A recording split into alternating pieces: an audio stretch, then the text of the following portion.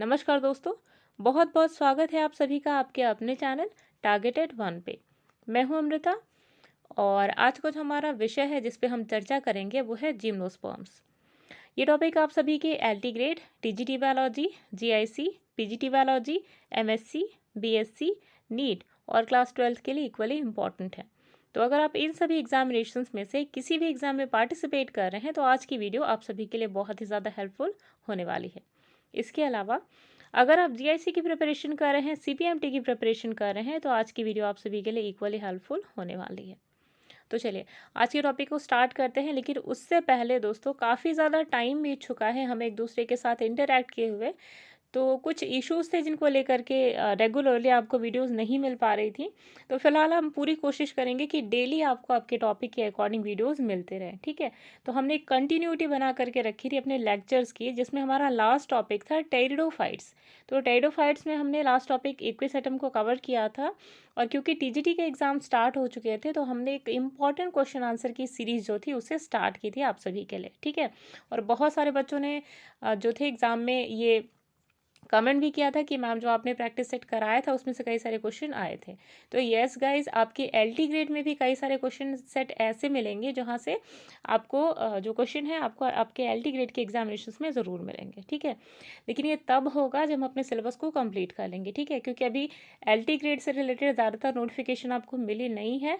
तो जब आपके एग्ज़ाम पास आएंगे तो हम उन चीज़ों को, यानी जो इंपॉर्टेंट क्वेश्चन है, एक्सपेक्टेड क्वेश्चन, उसकी सीरीज़ आप सभी के लिए लेकर आएंगे, ठीक है।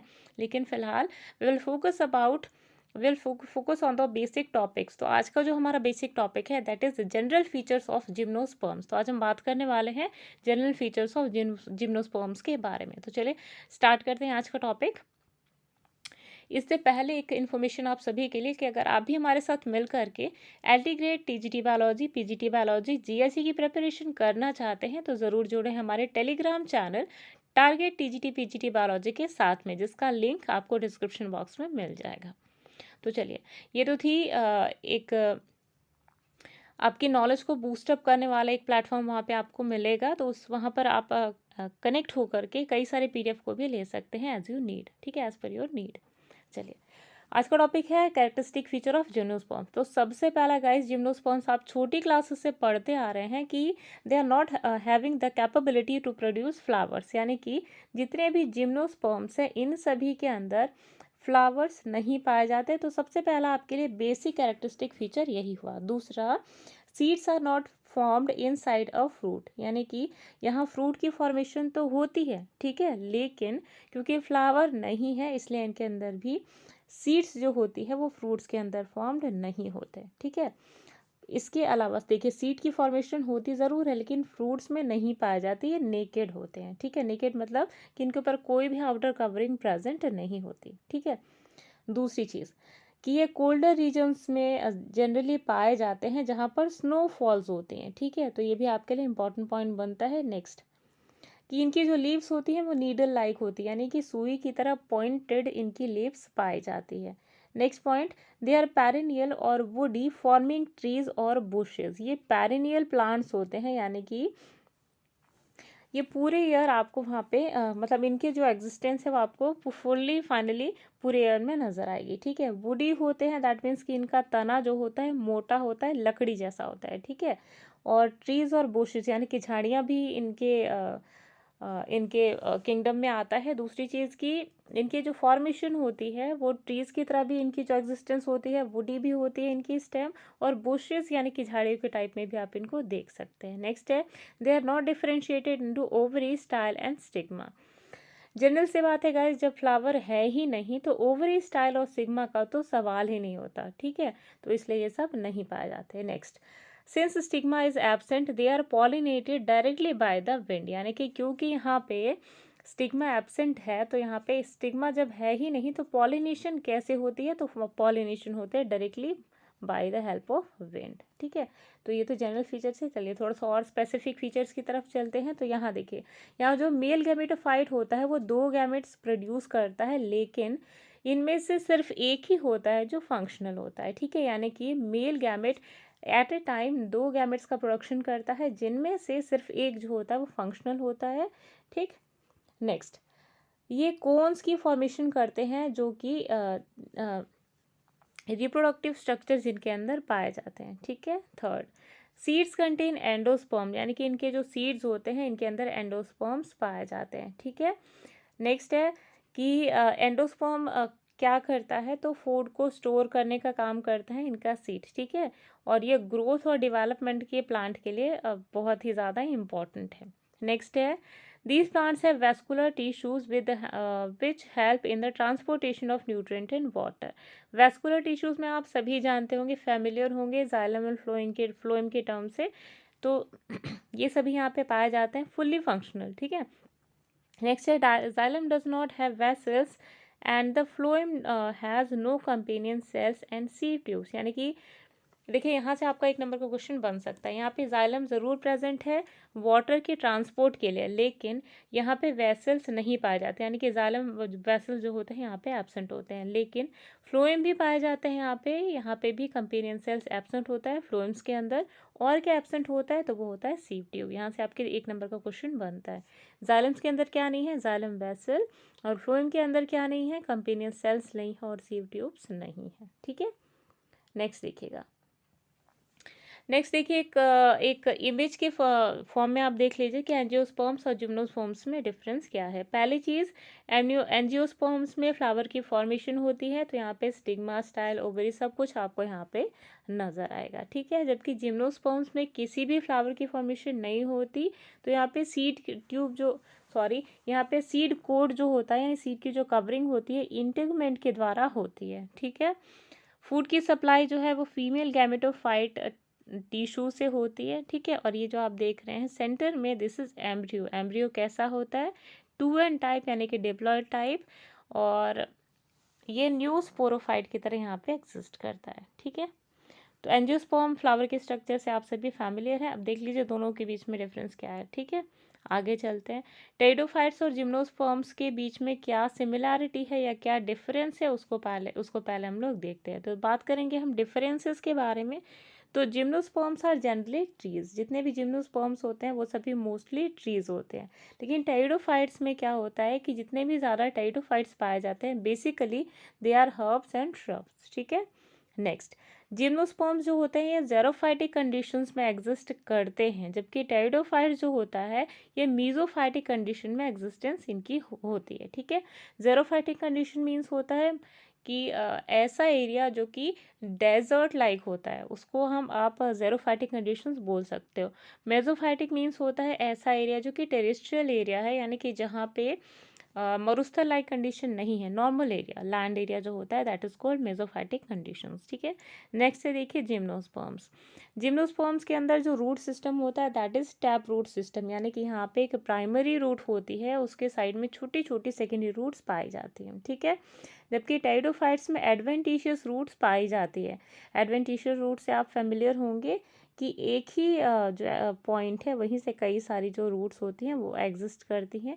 तो ये आपका क्या कहलाएगा, ये आपका कहलाता है व्हाट, ये कहलाता है आपका एडवेंटिशियस रूट्स। ठीक है। नेक्स्ट देखिए, सेकेंडरी ग्रोथ जो होती है वो जिम्नोस्पर्म्स में प्रेजेंट होती है, लेकिन टेरिडोफाइट्स में जनरली एब्सेंट पाई जाती है सेकेंडरी ग्रोथ। ठीक है। सेकेंडरी ग्रोथ हमने ऑलरेडी डिस्कस किया हुआ जब हम वैस्कुलर बंडल के बारे में डिस्कशन कर रहे थे। ठीक है।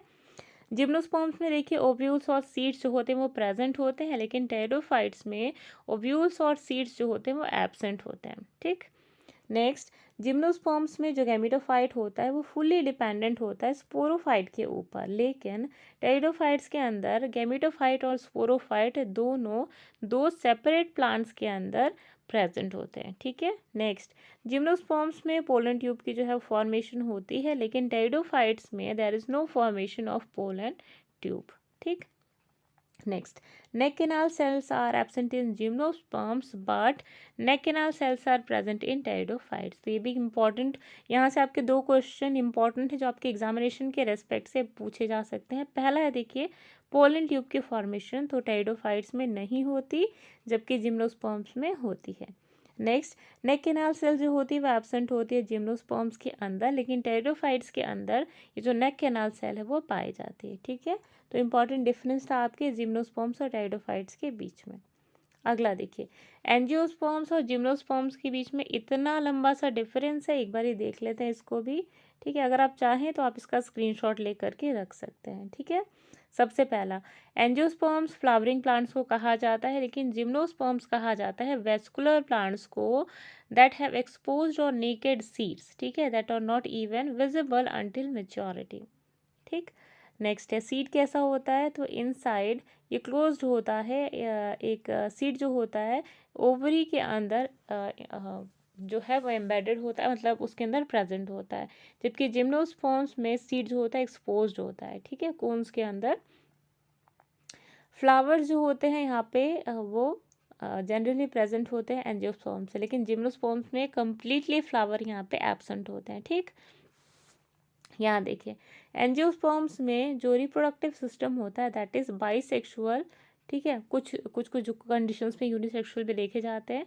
एंजियोस्पर्म्स के केस में एंजियोस्पर्म जो प्लांट है वो ज़्यादातर, sorry gymnosperm generally they are unisexual. ठीक, स्टेम देखिए, तो स्टेम इसका हार्डवुड होता है, जबकि टेरिडोफाइट्स का जो होता है, जिम्नोस्पर्म्स का कैसा होता है यहाँ पे, सॉफ्टवुड। ठीक है, लीव्स के बारे में हम बात करेंगे तो एंजियोस्पर्म्स की जो लीफ होती हैं that are broad and flat, जबकि जिम्नोस्पर्म्स की कैसी होती है, नीडल लाइक और स्केल लाइक। ठीक, जाइलम की बात करते हैं तो जाइलम यहाँ पे वेसल्स की फॉर्मेशन करता है एंजियोस्पर्म के केस में, लेकिन जिम्नोस्पर्म्स के केस में यहाँ पे वेसल्स जो होते हैं, जाइलम वेसल जो होते हैं, यहाँ पे उनकी फॉर्मेशन नहीं होती। ठीक है, सेपल और पेटल्स प्रेजेंट होते हैं, मतलब अगर टोटली अगर आप फ्लावर की बात करें तो कम्प्लीटली एब्सेंट होते हैं कम्प्लीटली प्रेजेंट होते हैं एंजियोस्पर्म में, जबकि जिम्नोस्पर्म में कम्प्लीटली एब्सेंट होते हैं। यहाँ पे सेपल पेटल की तो कोई बात होगी ही नहीं, क्योंकि फ्लावर्स आर बेसिकली एब्सेंट। ठीक है, अगला देखिए,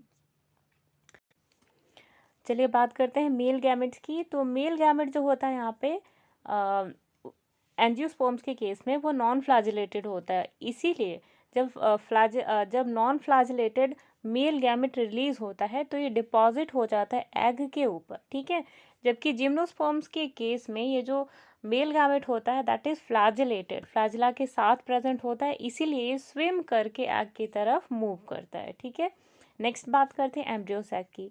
तो एंजियोस्पर्म्स में जो एम्ब्रियो सैक होता है वो 7 सेल्ड होता है और 8 न्यूक्लिएटेड। ठीक है, यानी एम्ब्रियो सैक 7 सेल्स का बना हुआ होगा और 8 न्यूक्लिएटेड होता है। ठीक है, जबकि जिम्नोस्पर्म्स के केस में एम्ब्रियो सैक जो होता है वो पैरेनकाइमेटस और लार्ज होता है। ठीक, अब देखिए आर्कीगोनिया। तो आर्कीगोनिया या आर्चीगोनिया जो होता है, यहाँ पे एंजियोस्पर्म्स के केस में देयर इज नो आर्चीगोनियल फॉर्मेशन, लेकिन जिम्नोस्पर्म्स के केस में एक डिस्टिंक्ट आर्कियोगोनिया जो होता है वो प्रेजेंट होता है। ठीक, कॉटिलेडन्स की बात करें तो कॉटिलेडन्स मीन्स आपको पता भी होगा, अगर नहीं पता है तो देख लीजिए। चना होता है, चने को आप 2 पार्ट्स में से तोड़ेंगे तो ये जो पार्ट होता है सिंगल और ये सिंगल। ठीक है, इसे कहा जाता है क्या, इसे कहा जाता है कॉटिलेडन। ठीक, तो एंजियोस्पर्म्स के केस में जो कॉटिलेडन्स होते हैं दे आर बेसिकली 1 और 2 कॉटिलेडन, लेकिन जिम्नोस्पर्म्स के केस में ये मैनी कॉटिलेडन्स या 2 और मैनी कॉटिलेडन्स यहाँ पे आपको नजर आते हैं। ठीक, एंजियोस्पर्म्स के केस में जो एंजियोस्पर्म के केस में जो एंडोस्पर्म होता है दैट इज ट्रिप्लॉइड। ठीक, लेकिन एंडोस्पर्म के केस में ये होता है हैप्लॉइड। नेक्स्ट है डिस्पर्जन। तो डिस्पर्जन मीन्स होता है सीड का जो होता है बिखराव। ठीक है, या स्प्रेडिंग ऑफ सीड्स। तो प्राइमरी मोड जो होता है यहाँ पे डिस्पर्जन का, सीड डिस्पर्जल का, वो होता है एनिमल्स, लेकिन जिम्नोस्पर्म्स के केस में बेसिकली विंड जो होती है सीड डिस्पर्सल में हेल्प करती है। ठीक है, फर्टिलाइजेशन की बात करी जाए तो फर्टिलाइजेशन एंजियोस्पर्म्स में होता है, डबल फर्टिलाइजेशन यहाँ पे नजर आती है आपको, यानी कि both male gametes are functional यहाँ पे, और एक जो होता है वो जेनरेटिव फर्टिलाइजेशन शो करता है, वाइल अदर जो होता है वो वेजिटेटिव फर्टिलाइजेशन शो करता है, इसलिए यहाँ पे आपको डबल फर्टिलाइजेशन जो है वो नज़र आएगी। ठीक है, जबकि जिम्नोस्पर्म्स के केस में यहाँ पे only 1 type of fertilisation could be visible, और जहाँ पे मेल गैमेट जो होता है वो फुल्ली फंक्शनल होता है। ठीक, सीड की डेवलपमेंट कैसे होती है, तो embryo develops inside the ovary which finally matures into the fruit. ठीक, जबकि जिम्नोस्पर्म्स के केस में जो एम्ब्रियो होता है वो मेजोस्पोरोफिल के ऊपर जो है वो डेवलप करता है। ठीक है, लेकिन यहाँ पे फ्रूट की फॉर्मेशन नहीं होती। लाइफ साइकिल कैसी होती है एंजियोस्पर्म्स की, तो मोस्टली पेरिनियल और बाइनियल, यानी कि एक तो या तो एवरग्रीन होते हैं, यानी कि या तो बाइनियल हो यानी कि 2 साल में एक बार, और पेरिनियल मतलब होता है हर साल। ठीक है, इनकी डेवलपमेंट आपको नजर आएगी, यानी कि फ्रूटनिंग से लेकर के जो लाइफ साइकिल है पूरी 1 साल की होती है। बाइनियल मतलब 2 साल की लाइफ साइकिल यहाँ पे आपको नजर आएगी, यानी कि from the germination to formation of male and female gamete, उसके बाद फिर आपके पाइन कोन का प्रोडक्शन, उसके बाद फिर सीड्स का फर्टिलाइजेशन। तो ये सारी चीज़ें आपको नज़र आएंगी। तो पेरिनियल होते हैं प्लांट्स या फिर बायनियल, लेकिन जिम्नोस्पर्म्स की केस में जनरली जो प्लांट्स होते हैं वो एवरग्रीन होते हैं। ठीक है, यूजेस की बात करी जाए तो एंजियोस्पर्म जो होते हैं इनकी इकोनॉमिकल वैल्यू एक वाइड रेंज में होती है, लेकिन बेसिकली ऑर्नामेंटेशन के लिए और डेकोरेशन के लिए यूज़ किया जाता है जिम्नोस्पर्म्स को, जबकि एंजियोस्पर्म्स को, जबकि जिम्नोस्पर्म्स को यूज़ किया जाता है पेपर, प्लाईवुड और लंबर्स के लिए। ठीक,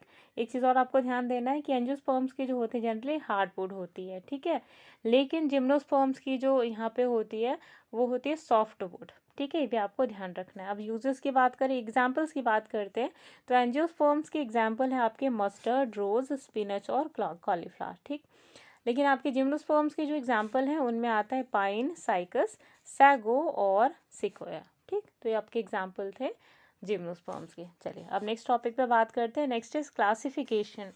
तो क्लासिफिकेशन देखिए, आपको पहली चीज़ तो ये कि किन किन लोगों ने जो है क्लासिफिकेशन यहाँ पे किया था जिम्नोस्पर्म का। सबसे पहला रॉबर्ट ब्राउन। तो रॉबर्ट ब्राउन ने 1827 में सबसे पहले क्लासिफाई किया था जिम्नोस्पर्म्स को। ठीक है, सबसे पहले रिकॉग्नाइज भी जिम्नोस्पर्म्स के रूप में किया था रॉबर्ट ब्राउन ने। ठीक है, एक सेपरेट ग्रुप के रूप में। जबकि नेक्स्ट इसके ऊपर जो स्टडी की थी that is Bentham and Hooker. इन्होंने 1883 में जो जिम्नोस्पर्म्स हैं उनको 2 पार्ट्स में डिवाइड किया था, डाइकॉट एंड मोनोकॉट। ठीक है, उनकी क्लासिफिकेशन जो थी उन्होंने एक बुक में डिटेल में क्लासीफाई किया था उसे, और उस बुक का क्या नाम था, जेनेरा प्लैटिनम। ठीक है, जेनेरा प्लांटेरम। ठीक, नेक्स्ट वान टाइगमैन ने 1898 में फिर से क्लासिफाई किया था जिम्नोस्पर्म्स को एक मेजर डिवीजन के रूप में। ठीक है, टाइगमैन ने फर्दर इसे स्पर्मेटोफाइटा के रूप में 2 डिविजन्स में डिवाइड किया। सबसे पहला था जिम्नोस्पर्म्स और दूसरा था आपका एंजियोस्पर्म्स। ठीक है, तो कौन सी क्लासिफिकेशन आपको पढ़नी है काफ़ी डिटेल में, हम इसको नेक्स्ट वीडियो में डिस्कस करेंगे, लेकिन ये क्लासिफिकेशन उसका एक ओवरव्यू आप यहाँ पे ले लीजिए। तो जिम्नोस्पर्म जो डिवीजन है उसको फर्दर 3 क्लासेस में डिवाइड किया गया था। पहला है साइकेडोप्सिडा और नेक्स्ट है कॉनिफेरोप्सिडा, लास्ट है आपका निटोप्सिडा। ठीक, इनको एक एक करके सब ऑर्डर्स में कैसे डिवाइड किया गया देखिए। सबसे पहला है साइकेडोप्सिडा, तो इसे टेरिडोप्स मेल्स के रूप में और कैनोनिशियल्स के रूप में, साइकेडियो डेल्स के रूप में, साइकेडेल्स के रूप में, पेंटॉक्सिलेटेल्स के रूप में, और लास्ट है ग्लोसोप्टेरिडेल्स के रूप में इसे फर्दर 6 ऑर्डर्स में क्लासिफाई किया गया था। जबकि जिम्नोस्पर्म्स का जो सेकंड क्लास है कॉनिफेरोटॉप्सिडा, इसको फर्दर 5 ऑर्डर्स में डिवाइड किया गया था। इनमें सबसे पहला था कॉर्डेशियल्स, सेकंड है प्रोटोटॉप्सियल्स, थर्ड है आपका जिंकोगोयल्स, और 4 है आपका कॉनिफेरेल्स, और लास्ट है आपका टैक्सेल्स। थर्ड जो क्लास थी जिम्नोस्पर्म्स की वो थी नेटोप्सिडा, इसको 3 फर्दर ऑर्डर्स में डिवाइड किया गया था। सबसे पहला है एफिडरेल्स, दूसरा है नीटेल्स, थर्ड है वेलसिट्रोटियल्स। तो ये भी आपके लिए इक्वली इम्पॉर्टेंट है। नेक्स्ट वीडियो में हम इस क्लासिफिकेशन के फीचर्स के बारे में भी डिस्कशन करेंगे विद एग्जाम्पल। ठीक है, चलिए बात करते हैं इकोनॉमिकल इम्पोर्टेंस के बारे में। तो जो इकोनॉमिकल इम्पोर्टेंस में आपको जनरली एक प्लांट का नाम दे दिया जाएगा और उसको पूछा जाएगा कि इसका जो है साइंटिफिक नेम क्या है, या फिर इससे आपको कौन सा प्रोडक्ट मिलता है, या इसका यूज़ क्या है। तो सबसे पहला देखिए, हम बात करें इकोनॉमिकल इम्पोर्टेंस के बारे में, तो सबसे पहला है साइकस सर्सिनेल्स या फिर साइकस रेवोल्यूटा। तो इससे जो प्रोडक्ट मिलता है दैट इज सैगो मीन्स क्या होता है, साबूदाना। ठीक है, इसका यूज़ क्या होता है, तो स्टार्च के रूप में इसे यूज़ किया जाता है एज अ फूड। दूसरा देखिए पाइनस जेनेरेडियाना, तो इसका यूज़ क्या, इससे यूज़ क्या होता है, इसे फूड की तरह यूज़ किया जाता है। उसका प्रोडक्ट क्या होता है, रोस्टेड सीड्स। ठीक, नेक्स्ट देखिए एबीएस बैल्सेमिया, तो इसे रेजिन इससे निकाला जाता है, जिसे कनाडा बाल्सम कहा जाता है। ठीक है, इसका यूज़ होता है mounting medium in permanent slide preparation. ठीक है, माउंटिंग मीडियम के रूप में इसे यूज़ किया जाता है अगर हमें परमानेंट स्लाइड बनानी हो तो। फोर्थ देखिए पाइनस इंसुलेरिया और पाइनस रॉक्सबोर्गी, तो इससे जो प्रोडक्ट मिलता है हमें वो है रोजिन एंड टर्पेंटाइन। ठीक, और जनरल इसका यूज़ होता है पेपर साइजिंग और वार्निशेस में। ठीक है, नेक्स्ट देखिए फिफ्थ नंबर एरोकेरिया, जिसे मोंकीज पजल और पीशिया और फाइलोक्डेडिस जो था, इससे प्रोडक्ट जो हमें मिलता है टैनिन्स। ठीक है, टैनिन्स यानी कि एक कलरिंग एजेंट के रूप में टैनिन को जाना जाता है, जो कि लेदर इंडस्ट्री का एक इम्पॉर्टेंट रीएजेंट होता है। ठीक है, इसका यूज़ क्या होता है, तो bark yield tannins at a use in leather industries. ठीक है, अभी हमने डिस्कस किया। नेक्स्ट है देखिए सिक्स्थ टैक्सस ब्रेवियोफोलिया, तो इससे जो प्रोडक्ट मिलता है दैट इज टैक्सोल। ठीक है, इसका यूज़ किया जाता है use as for drug for cancer treatment. Seven देखिए इफेड्रा, इफेड्रा से जो निकाला जाता है प्रोडक्ट उसे कहा जाता है इफेड्रीन। इसका यूज़ किया जाता है for the treatment of asthma and bronchitis. Next है देखिए पाइनस रॉक्सबर्गी, तो इससे जो प्रोडक्ट निकलता है दैट इज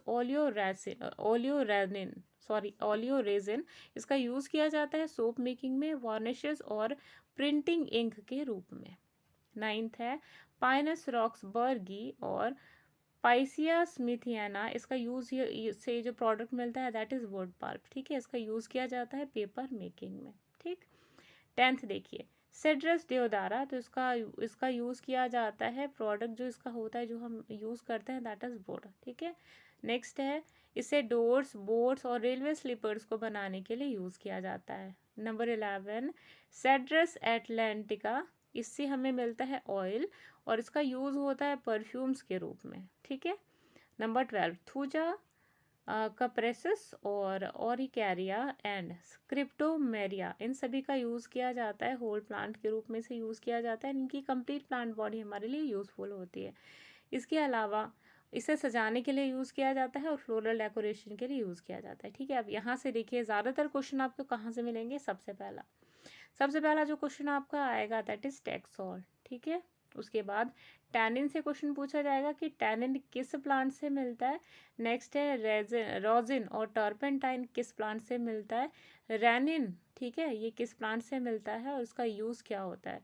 तो टैनिन देखिए, टैनिन यूज़ होता है लेदर इंडस्ट्री में। रेजिन जो होता है परमानेंट स्लाइड बनाने के लिए माउंटिंग मीडियम के रूप में यूज़ किया जाता है। ठीक है, जबकि टर्पेंटाइन का यूज़ होता है पेपर साइजिंग और वार्निशेस बनाने के लिए। ठीक है, तो ये इम्पॉर्टेंट एस्पेक्ट है जहाँ से आपके क्वेश्चन पूछने की बेहद ही ज़्यादा उम्मीद बनती है। ठीक है, तो दोस्तों आज की इम्पॉर्टेंट में हमने रफली जो फीचर्स थे, जो इनमें से आपको एक या दो क्वेश्चन के जो है वो मिल भी जाएंगे आपको आपके एग्ज़ाम से। ठीक है, तो ये आज की वीडियो आप सभी के लिए आई होप हेल्पफुल होगी आपके एलटी ग्रेड के एग्जामिनेशन में। ठीक है, और वीडियो को गाइज अगर एक बार में क्लियर नहीं हो तो 2-3 बार चला करके देखिए। इससे क्या होगा कि बार बार अगर आप चीज़ें सुनते हैं ना तो आपके माइंड में वो चीज़ें फिक्स हो जाती हैं। ठीक है, तो आज की वीडियो को यहीं पे समाप्त करते हैं और जो हमारी नेक्स्ट वीडियो होगी उसमें हम डिस्कशन करेंगे डिटेल्ड क्लासिफिकेशन ऑफ जिम्नोस्पर्म। ठीक है, तो आज के लिए इतना ही, दीजिए अमृता को इजाज़त। तब तक के लिए मिलते हैं नेक्स्ट वीडियो में। Bye bye.